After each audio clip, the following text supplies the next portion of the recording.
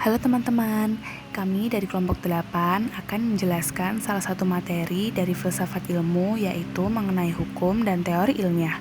Sebelum masuk dalam materi, saya akan memperkenalkan anggota dari kelompok saya.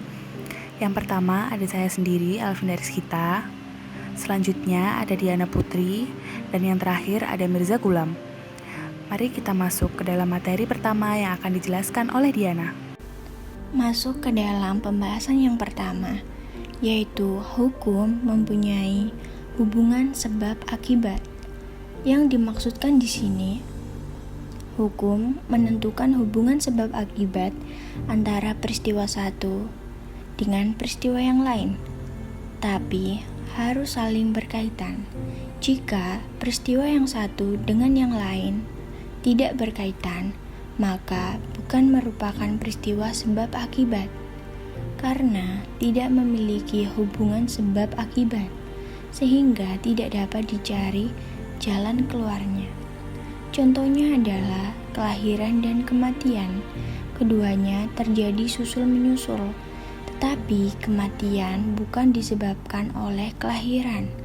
Peristiwa itu bukan merupakan peristiwa sebab dan akibat, karena tidak punya kaitan langsung di antaranya. Dengan demikian, tidak semua peristiwa yang susul-menyusul merupakan peristiwa yang mempunyai hubungan sebab akibat. Untuk itu, perlu ada pengujian untuk melihat apakah peristiwa-peristiwa itu mempunyai kaitan langsung. Yang kedua, yaitu sifat-sifat hukum ilmiah. Yang pertama adalah lebih pasti. Status hukum ilmiah dapat dikatakan jauh lebih pasti jika hipotesis terkait peristiwa terbukti benar dan didukung oleh fakta dan data yang tak terbantahkan.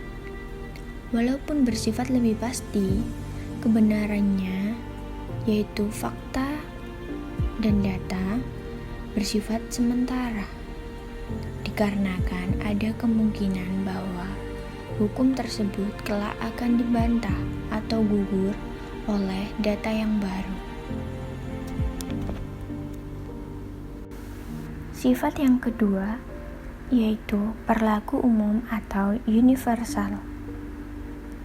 Yang dimaksudkan di sini, hukum berlaku umum karena hukum mengungkapkan hubungan yang bersifat universal antara peristiwa satu dengan peristiwa yang lain. Sifat umum atau universal dari hukum ilmiah ini berkaitan dengan sifat hukum yang lebih pasti, karena hukum lebih pasti sifatnya dengan sendirinya akan lebih umum atau universal pula keberlakuannya. Sifat yang ketiga yaitu hukum mempunyai daya terang yang lebih luas. Hukum dapat memperlihatkan dan menjelaskan keteraturan dalam alam semesta dengan segala peristiwa yang ada di dalamnya. Yang dimaksudkan di sini, hukum dapat memperlihatkan secara gamblang hubungan antara peristiwa satu dengan peristiwa yang lain, sehingga peristiwa tersebut menjadi bisa dimengerti dan masuk akal. Selanjutnya hukum, kebetulan, dan kontinuitas alam. Hukum berkembang dari kebetulan. Dalam arti tertentu, perubahan yang tidak disengaja secara bertahap tunduk pada hukumnya, yang secara bertahap membentuk pola yang teratur dan dapat dipahami. Hal tersebut terjadi secara terus-menerus atau secara kontinu. Kontinuitas membuat peristiwa dan benda semakin lama semakin mencapai status hukum. Hukum juga dapat diperlihatkan dengan menunjukkan bagaimana ia berkembang dari irregularitas atau kebetulan. Alam semesta berkembang dari kebetulan-kebetulan dan akan terus berkembang sehingga terbentuklah regularitas dan hukum.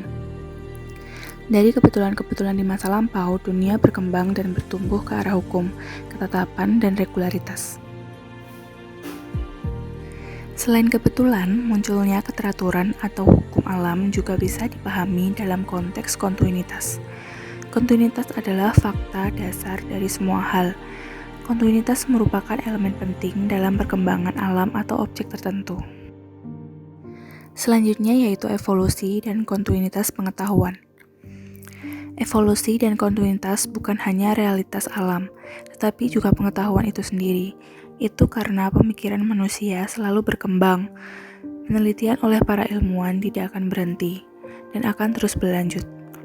Penelitian tetap dilakukan dengan dua sikap, yaitu keyakinan bahwa prestasi ilmiahnya tidak ada apa-apanya dibandingkan dengan masalah alam yang belum ada jawaban lengkapnya. Selanjutnya adalah aktivitas pikiran dan alam. Dasar dari kesuksesan ilmu pengetahuan adalah afinitas antara diri manusia dan alam. Keberhasilan ilmu pengetahuan dalam memilih hipotesis juga merupakan akibat dari fakta bahwa pikiran manusia bekerja bersamaan dengan alam.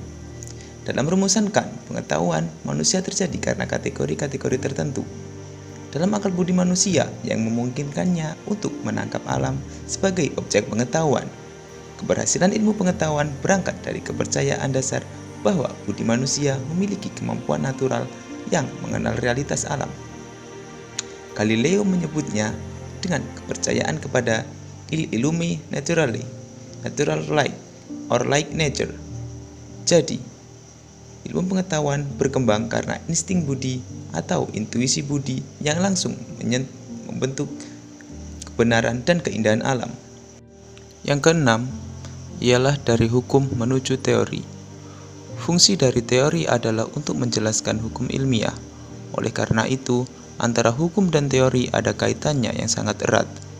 Namun demikian, ada perbedaan yang besar di antara keduanya.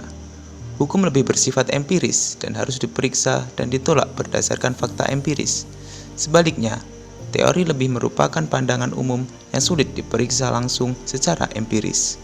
Teori terutama dimaksudkan sebagai himpunan pengetahuan yang meliputi banyak kenyataan dan hukum yang sudah diketahui dan diperiksa berdasarkan kenyataan empiris. Jadi, bisa dikatakan teori mencakup pula hukum. Sekian materi dari kelompok kami. Terima kasih sudah menonton. Sampai jumpa.